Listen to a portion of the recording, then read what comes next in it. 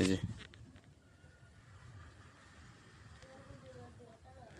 যে সরি পাকে গেছে এটা। পাখিও মানুষে এখান থেকে যে কিছু কলা নিয়ে গেছে, কিছু পাখি নষ্ট করছে। এই দেখেন, বড় হইতে হইতে আর হয় না, এখন ফাইটটা যাবে এরকম অবস্থা। এই যে প্রত্যেকটা ছুরি এরকম, প্রত্যেকটা ছুরি এই যে বাতি হয়ে গেছে। এই দেখেন,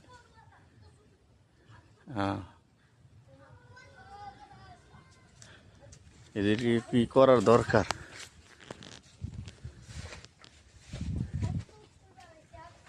এরা বড় বড় ছুরিগুলা নিয়ে কৃষকরে